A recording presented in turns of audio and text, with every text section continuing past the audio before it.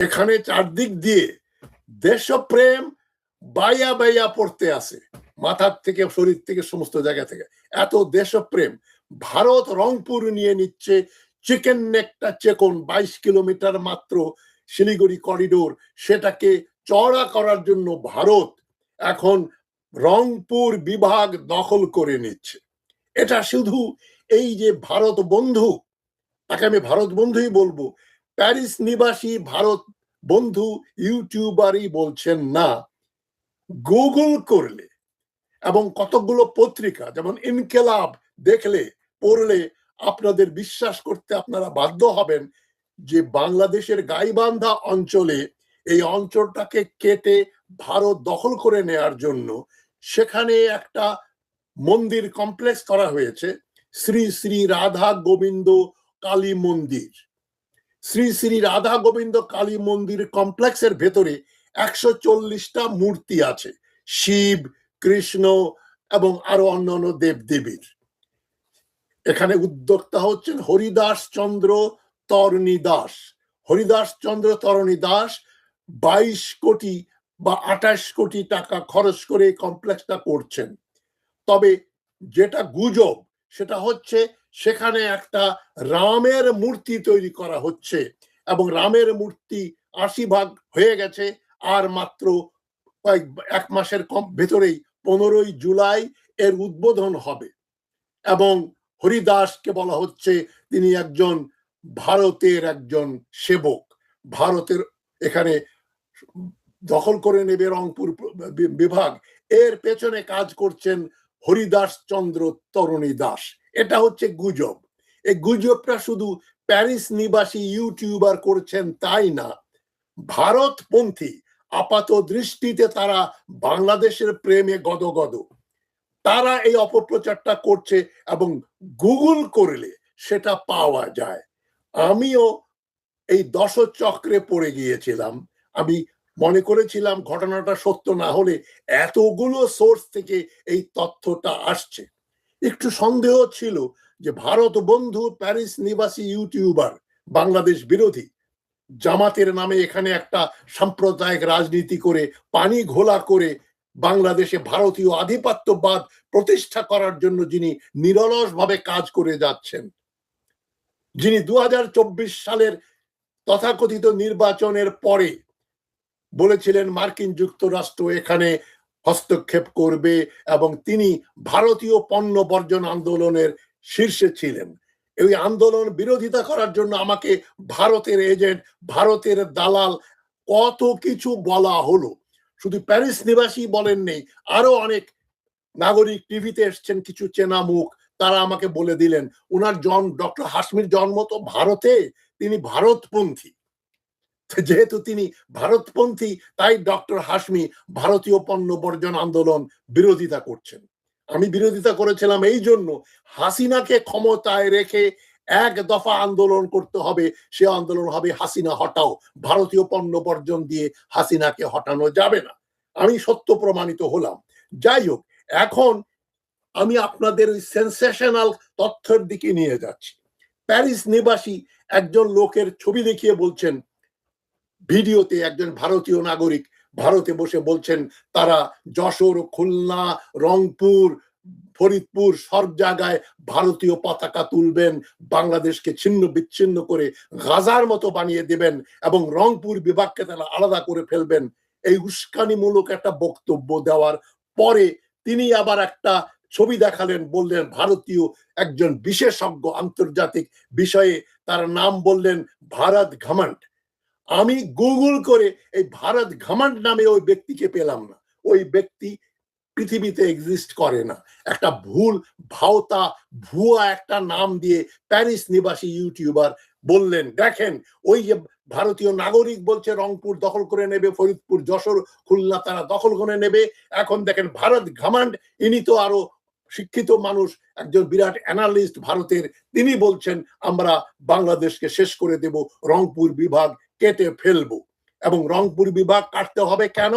Paris নিবাসী YouTuber বলছেন chicken neck মাত্র 22 কিলোমিটার চওড়া, এটাকে আরো লম্বা চওড়া করার জন্য তারা বাংলাদেশের রংপুর বিভাগটাকেই গাইবান্ধা থেকে রংপুর দিনাজপুর সব তারা দখল করে নেবে। এবং সেই জন্যই গাইবান্ধাতেই এই মন্দির, এই যে রামের মূর্তি তৈরি করা হচ্ছে, এগুলো যে একেবারে মিথ্যা কথা সেখানে আমি আসছি। তো ইউটিউবে যেটা আমরা পাই, আমি একটা রিপোর্ট পড়ে শোনাচ্ছি। মিশন হরিদাস ও উত্তরাঞ্চল গ্রাসের শব্দহীন ট্রোজান হর্স নীল নকশা, একটি কৌশলগত ও গভীর ভূরাজনৈতিক বিশ্লেষণ গাইবান্ধার পলাশ বাড়িতে বাংলাদেশের বৃহত্তম রামচন্দ্রের মূর্তি, সুবিশাল কৃষ্ণ মূর্তি এবং গীতা মহোৎসবে ভারতীয় সহকারী হাই কমিশনারের বারবার উপস্থিতি কেবলই কোনো ধর্মীয় তৎপরতা নয়। সাধারণ মানুষ যখন এটিকে একটি সাধারণ ধর্মীয় কাঠামো বা ব্যক্তি বিশেষের উদ্যোগ হিসেবে দেখছে, ঠিক তখনই পর্দার আড়ালে বোনা হচ্ছে এক দীর্ঘমেয়াদী ও সূক্ষ্ম ভূরাজনৈতিক মারণাস্ত্র, মানে ষড়যন্ত্র তত্ত্ব। বাংলাদেশকে নিয়ে গেল, ভারত নিয়ে গেল, এখন এর রুখতে হবে। এবং তারা দেখাচ্ছেন 2011 সালের আদমশুমারি অনুযায়ী সেখানে হিন্দুদের সংখ্যা খুবই কম। পলাশবাড়ী উপজেলায় হিন্দু জনসংখ্যা মাত্র 6.4%। সুতরাং এই এত ক্ষুদ্র হিন্দু অঞ্চলে এই ধরনের মন্দির এবং রামের মূর্তি বানানো হচ্ছে কি জন্য? যাতে এই অঞ্চলটা ভারত দখল করে নেয় এবং শিলিগুড়ি করিডোর বা চিকেন নেক চড়া করা যায়, এবং এটা হবে রংপুর দখলের সামরিক কৌশল। এবং সেই ষড়যন্ত্র করছে, তার সঙ্গে জড়িত আছেন এই রাধা গোবিন্দ কালী মন্দির যারা বানাচ্ছেন তারা। চিকেন নেক নিয়ে নিলে নাকি ভারত নিরাপদ হয়ে যাবে। চীন যদি ভারতকে আক্রমণ করে ভারতের 7 সিস্টার্স আলাদা করতে চায়, ভারতের হাতে চিকেন নেক থাকুক আর না থাকুক, ওই অত বড় সুপার পাওয়ার চীনের সঙ্গে 7 দিনের বেশি দাঁড়ানোর ক্ষমতা ভারতের নেই। বড় জোর 15 দিন, একদিন, 1 মাস তারা টিকে থাকবে। সেই জন্য ভারত চিকেন নেক চড়া করে ফেললেই কি চীনের কাছ থেকে বাঁচতে পারবে 7 সিস্টার যদি চীন আদৌ নিতে চায়? সুতরাং পলাশবাড়ির এই সুনির্দিষ্ট পয়েন্টটি ঠিক সেই লাইনে অবস্থিত যেখান থেকে তারা রংপুর বিভাগ কেটে ভারতের সঙ্গে যোগ করতে চায়। এটা গুগলে পাবেন। এবং এটা ট্রোজান হর্সে করে ভারত আসছে, মূর্তি বানাচ্ছে, এবং এটা ইনকিলাব পত্রিকাতেও এসছে, এবং আরো অনেকগুলো সোর্সে এই কথাগুলো বলা হচ্ছে। সবচাইতে বড় ব্যাপার, প্যারিস নিবাসী ইউটিউবার এটার উপরে জিহাদ ঘোষণা করছেন, বাংলাদেশ বাঁচাতে হবে। বাংলাদেশে তারা রামের মূর্তি বানাচ্ছে। রাম কোনো বাংলাদেশি দেবতা না, রামের মূর্তি দিয়েই বিজেপি ক্ষমতায় এসছে, যেটা আমি বিশ্বাস করি। এই রাম জন্মভূমি বাবরি মসকে প্রথমে 1949 সালে রামের একটা মূর্তি চলে আসলো, বললো ভগবান রাম এখানে আর জন্মভূমিতে আসতে চাচ্ছেন, এবং ওই মসজিদটা নাকি একটা মন্দির ছিল বলে একটা অপপ্রচার করলো। তারপরে 1992 সালের 6 ডিসেম্বর লাল কিষণ আদবানির নেতৃত্বে কারসেবক হিন্দু জনতা গিয়ে মসজিদটা ভেঙে ফেললো। তারপরে 1998 সালে অটল বিহারী বাজপেয়ী আসলেন ক্ষমতায়, তারপরে নরেন্দ্র মোদী আসলেন 2014 সালে। এই যে পরিকল্পনা, রাম জয় সিয়া রাম, জয় সিয়া রাম হচ্ছে বিজেপির স্লোগান। এটা বাংলাদেশেও শোনা গেছে, কলকাতাতে এখন ইদানিং খুব বেশি শোনা যাচ্ছে বিজেপি ক্ষমতা দখল করার পরে। কিন্তু তার মানে এই না ভারতীয় কিছু নাগরিক রংপুর বিচ্ছিন্ন করে ভারতের সঙ্গে যুক্ত করতে চায় বললেই সেটা হয়ে যাবে, এবং ভারত সরকার এ ধরনের কোনো কথা বলেনি। এটা হচ্ছে নেহায়েত একটা সাম্প্রদায়িক দাঙ্গা লাগানোর একটা পরিকল্পনা মাত্র। রংপুরে, গাইবান্ধা এবং অন্যত্র মুসলমান হিন্দুর ভিতরে দ্বন্দ্ব লাগলে ভারত সরকার ইন্টারভিন করবে, বাংলাদেশ সরকার ডিস্টেবিলাইজ হয়ে যাবে। তখনই প্যারিস নিবাসী ইউটিউবাররা যে আনন্দ পাবেন, লাগিয়া গেছে মারামারি, বাংলাদেশ যাবে এবং বিএনপি সরকার যাবে। এই পরিকল্পনার জন্যই কিন্তু এত ঢাকঢোল পিটিয়ে এই অপকর্মগুলো হচ্ছে, এবং গুগলের মাধ্যমে তারা এটাকে প্রতিষ্ঠিত করে ফেলেছে যে এখন এটা আর একজনের কথা না, গুজব না, এবং এই ইউটিউবারের অনুকরণ করে এবং গুগলের এই তথ্যগুলো দেখে অখণ্ড ভারত বানাতে চায় ভারত। এই তত্ত্বের এখন বিরাট রকম প্রসার ঘটছে বাংলাদেশে, এটা খুবই মারাত্মক ব্যাপার। এটা খুবই মারাত্মক ব্যাপার।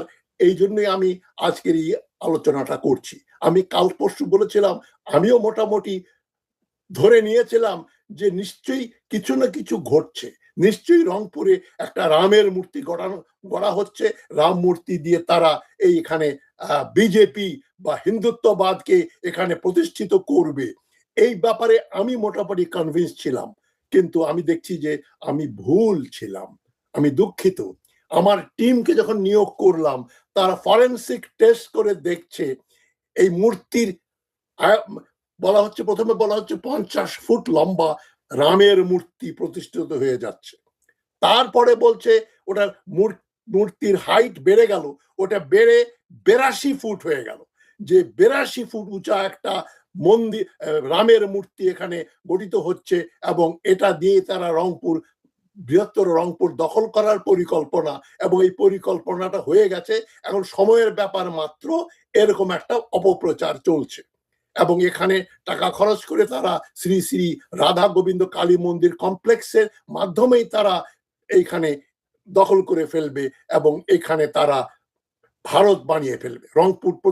রংপুর বিভাগ আমাদের হাত থেকে চলে যাবে, তিস্তা প্রজেক্ট চলে যাবে, সবকিছু চলে যাবে। এখন আমার টিমের এক সদস্য, তিনি একটা তথ্য দিয়েছেন।